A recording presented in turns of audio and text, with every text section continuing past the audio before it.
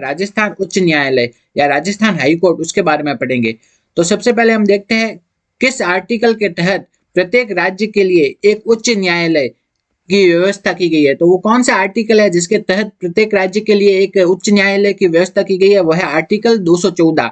तो आर्टिकल 214 में ये कहा गया है कि प्रत्येक राज्य के लिए क्या होगा, एक उच्च न्यायालय होगा। ये किस आर्टिकल के तहत कहा गया है, आर्टिकल 214 में।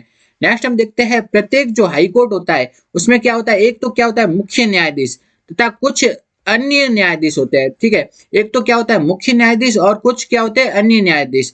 तो प्रत्येक जो हाई कोर्ट है उसमें एक तो मुख्य न्यायाधीश और कुछ क्या होते हैं अन्य न्यायाधीश होते हैं। नेक्स्ट हम देखते हैं हाई कोर्ट के जो मुख्य न्यायाधीश है तथा अन्य न्यायाधीशों, इनकी नियुक्ति कौन करता है, इनकी नियुक्ति करता है राष्ट्रपति। तो हाई कोर्ट है उसके मुख्य न्यायाधीश तथा अन्य न्यायाधीशों की नियुक्ति करता है भारत का राष्ट्रपति होते हैं, वो उसकी नियुक्ति करते हैं। तो राजस्थान के जो मुख्य न्यायाधीश और अन्य न्यायाधीशों की नियुक्ति कौन करता है, वो है राष्ट्रपति द्वारा। तो राष्ट्रपति जब इनकी नियुक्ति करता है मुख्य न्यायाधीश की और अन्य न्यायाधीशों की, तो वो कुछ लोगों से परामर्श लेता है। तो वो किन किन से परामर्श लेता है वो हम देखते हैं। ये इंपॉर्टेंट है, पूछा जाता है बार बार कि ये किन किन किन के परामर्श से राष्ट्रपति नियुक्ति करता है, वो पूछा जाता है। तो जब राष्ट्रपति को राजस्थान हाईकोर्ट के मुख्य न्यायाधीश की नियुक्ति करनी हो, किसकी मुख्य न्यायाधीश की नियुक्ति करनी हो, तो वो किससे परामर्श लेगा, वो लेगा राजस्थान के राज्यपाल से तथा भारत के जो सुप्रीम कोर्ट है उसके मुख्य न्यायाधीश से। तो हमने देखा नियुक्ति तो कौन करेगा, राष्ट्रपति करेगा, लेकिन राष्ट्रपति को नियुक्ति करने के लिए वो कुछ लोगों से परामर्श लेगा। अगर उसे है ना मुख्य न्यायाधीश की नियुक्ति करनी है तो वो परामर्श किस किस से लेगा, वो है भारत क्या राजस्थान के राज्यपाल से तथा भारत के जो सुप्रीम कोर्ट है उसके मुख्य न्यायाधीश से, इन दोनों से परामर्श लेगा। लेकिन अगर उसे लेकिन राष्ट्रपति को क्या है अन्य न्यायाधीशों की नियुक्ति करनी है, क्योंकि अन्य न्यायाधीशों की नियुक्ति करनी है तो वो तीन लोगों से परामर्श लेगा। किन किन से, पहला तो क्या है राज्यपाल से, दूसरा है सुप्रीम कोर्ट के मुख्य न्यायाधीश से और तीसरा है हाई कोर्ट के मुख्य न्यायाधीश से। इन तीनों से उसे परामर्श लेता है राष्ट्रपति। तो ये वाला प्रश्न तो आरएस 2023 में पूछा गया था कि अगर राष्ट्रपति को अन्य न्यायाधीशों की नियुक्ति करनी है तो वो किन किन से परामर्श लेगा, तो वो परामर्श लेगा राज्यपाल से पहला, और किससे लेगा, सुप्रीम कोर्ट के मुख्य न्यायाधीश से, और तीसरा है हाई कोर्ट के मुख्य न्यायाधीश से। इन तीनों से वो लेगा परामर्श। अगर उसे मुख्य न्यायाधीश की नियुक्ति करनी है तो मुख्य न्यायाधीश की नियुक्ति के लिए वो एक तो राज्यपाल और दूसरा भारत के मुख्य न्यायाधीश या सुप्रीम कोर्ट के जो मुख्य न्यायाधीश है उनसे परामर्श लेगा। तो ये कुछ इंपॉर्टेंट है, ये याद रखना है। नेक्स्ट हम देखते हैं उच्च न्यायालय के जो न्यायाधीश है उनकी अधिकतम किस उम्र तक अपने पद पर बने रह सकते हैं। तो उच्च न्यायालय के जो न्यायाधीश है अधिकतम 62 साल की आयु तक अपने पद पर बने रह सकते हैं। तो 62 साल के बाद वो क्या हो जाता है, रिटायर्ड। तो उच्च न्यायालय या हाईकोर्ट के जो न्यायाधीश है वो 62 साल की उम्र तक अपने पद पर बने रह सकते हैं। नेक्स्ट हम देखते हैं यदि संसद के दोनों सदन, संसद के क्या है दोनों सदन अलग अलग 2/3 बहुमत से प्रस्ताव को पारित कर दे तो राष्ट्रपति उस न्यायाधीश को अपने समय से पूर्व भी हटा सकता है। तो नॉर्मली तो कितने हैं 62 साल की उम्र में रिटायर्ड होते हैं, लेकिन अगर संसद के जो दोनों सदन है वो अलग अलग होकर के 2/3 बहुमत से क्या प्रस्ताव पारित कर दे तो राष्ट्रपति उस न्यायाधीश को जिसके खिलाफ प्रस्ताव पारित हुआ है उसे समय से पूर्व भी हटा सकते हैं। तो ये वाला कथन क्या है, सही है। तो एक बार ये प्रश्न पूछा गया था कि है ना उच्च न्यायालय के न्यायाधीश को किसके द्वारा अपने पद से हटाया जा सकता है, वो है महाभियोग के द्वारा। किनके द्वारा, महाभियोग के द्वारा उच्च न्यायालय के न्यायाधीश को उसके पद से हटाया जा सकता है।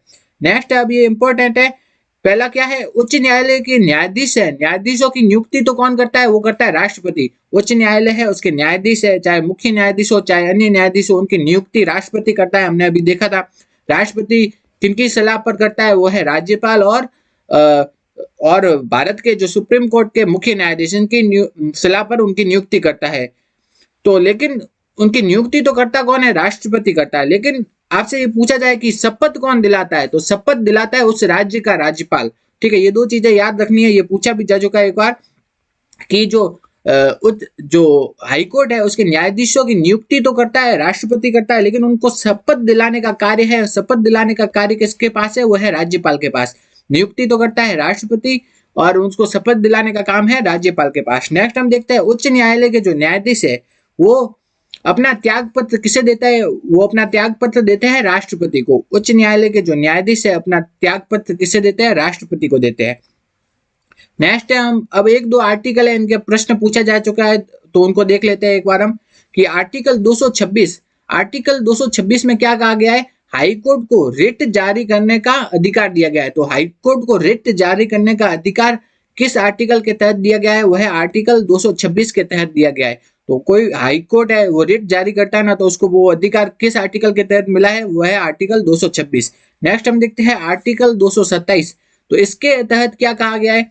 तो आर्टिकल 227 के तहत कहा गया है कि हाईकोर्ट को अपने अधीनस्थ न्यायालयों का अधीक्षण का मतलब वो है सुप्रीडेंटेंस, अधीक्षण का अधिकार दिया गया है। तो हाईकोर्ट को अपने अधीनस्थ न्यायालयों की अधीक्षण या सुप्रीडेंटेंस का अधिकार किस आर्टिकल के तहत दिया गया है, वह है आर्टिकल 227 आर्टिकल 227 के तहत दिया गया है अपने अधीनस्थ न्यायालयों के सुप्रीटेंडेंस का अधिकार।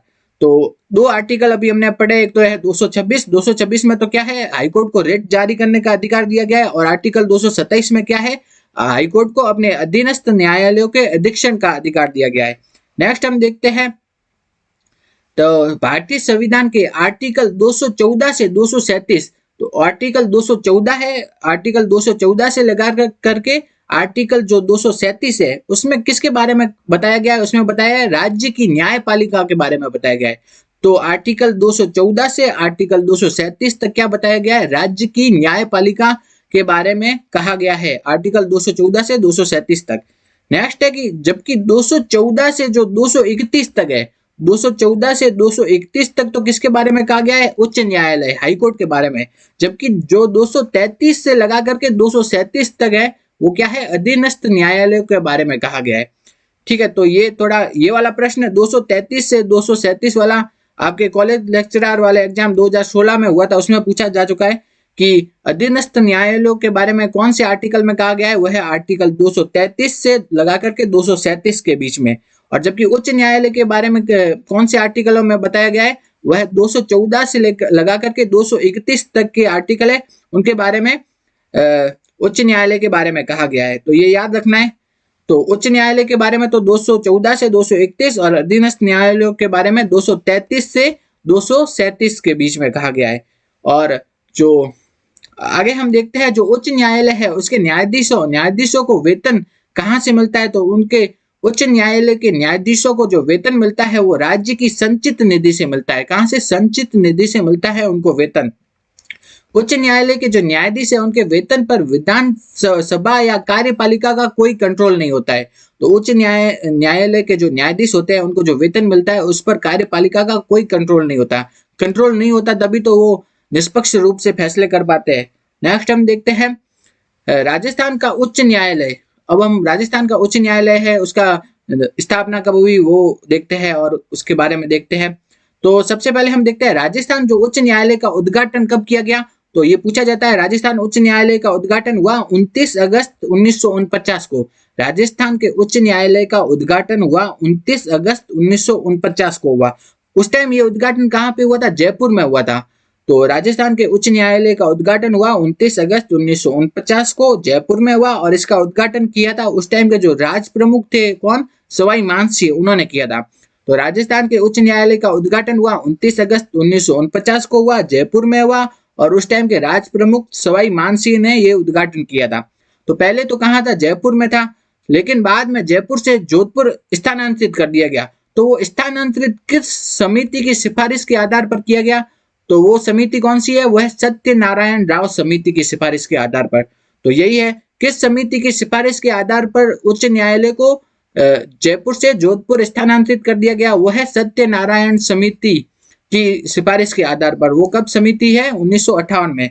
तो राजस्थान हाईकोर्ट को जयपुर से जोधपुर स्थानांतरित किया गया सत्यनारायण राव समिति की सिफारिश के आधार पर। कब स्थानांतरित किया गया, वो किया गया 1958 में।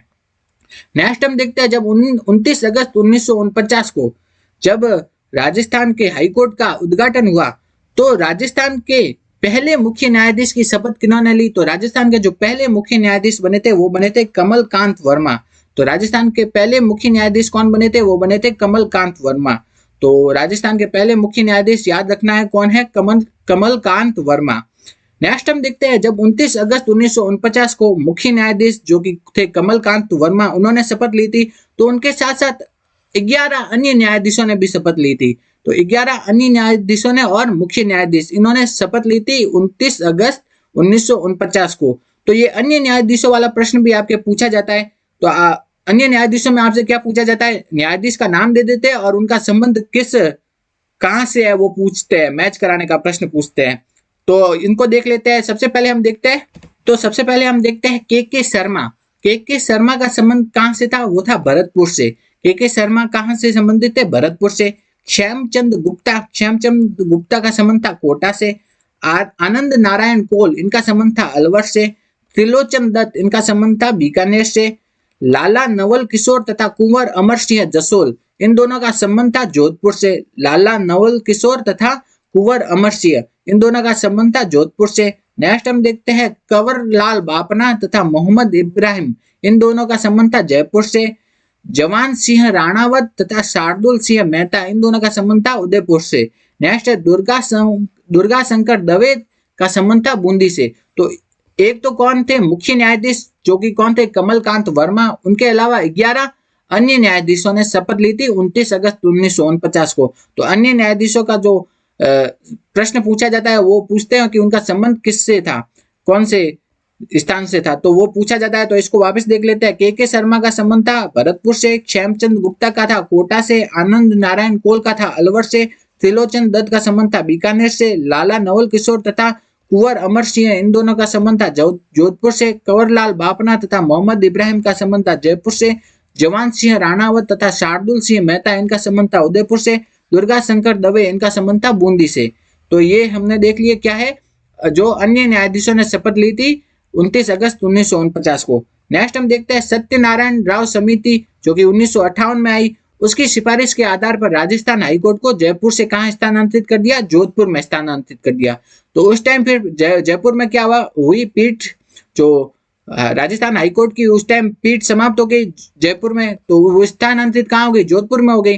तो फिर वापस क्या है 1976 में, कब 1976 में राजस्थान हाईकोर्ट की स्थायी पीठ या बेंच का जो स्थापना जयपुर में करने का आदेश दिया गया। तो वो आदेश किन्होंने दिया, राष्ट्रपति ने दिया। और ये आदेश दिया गया 1976 को, 8 दिसंबर 1976 को। तो क्या है, राजस्थान हाईकोर्ट की जो स्थायी पीठ है उसकी स्थापना जयपुर में करने का आदेश राष्ट्रपति ने कब दिया, वो दिया 1976। तारीख पूछ ले तो 8 दिसंबर 1976 को राष्ट्रपति ने यह आदेश दिया कि राजस्थान हाईकोर्ट की स्थायी पीठ की स्थापना जयपुर में भी की जाए। तो यह आदेश दिया 8 दिसंबर 1976 को। नेक्स्ट हम देखते हैं, इस आदेश के तहत जयपुर में जो खंडपीठ यानी बेंच उसकी स्थापना कब हुई, तो राजस्थान हाईकोर्ट की जो बेंच है उसकी स्थापना जयपुर में कब हुई उस आदेश के तहत, वह 31 जनवरी 1977 को स्थापना हुई। जबकि आदेश दिया गया 8 दिसंबर 1976 को। राष्ट्रपति का आदेश तो कब आया, 8 दिसंबर 1976 को। उस आदेश के तहत जो स्थापना हुई वो हो पाई 31 जनवरी 1977 को। नेक्स्ट हम देखते हैं कि राजस्थान हाईकोर्ट में न्यायाधीशों की जो स्वीकृत संख्या है वो कितनी है, वह है 50 न्यायाधीश। तो राजस्थान हाईकोर्ट में जो न्यायाधीश है उनकी स्वीकृत संख्या कितनी मानी गई है, वह है 50 न्यायाधीश माने गए हैं राजस्थान हाईकोर्ट में। तो स्वीकृत संख्या कितनी है, 50। नेक्स्ट हम देखते हैं राजस्थान हाईकोर्ट की जो मुख्य पीठ है, मुख्य ब्रांच तो कहाँ है, जोधपुर में। और उसके अलावा उसकी खंडपीठ है या उसकी बेंच कहाँ पे स्थित है, वह है जयपुर में स्थित है। नेक्स्ट एक बार ये प्रश्न पूछा गया था, ये याद रख लेना। राजस्थान उच्च न्यायालय के नियम 1952, इसे इंग्लिश में क्या बोलते हैं, Rajasthan high court of judicature rule 1952। Rajasthan high court of judicature rule 1952 या राजस्थान उच्च न्यायालय के नियम 1952, ये कब लागू हुआ, ये लागू हुआ 1 अक्टूबर 1952 को। ये कब लागू हुआ, 1 अक्टूबर 1952 को। नेक्स्ट देखते हैं, वर्तमान में राजस्थान के मुख्य न्यायाधीश कौन है, वह है मनिंद्र मोहन श्रीवास्तव। ये क्या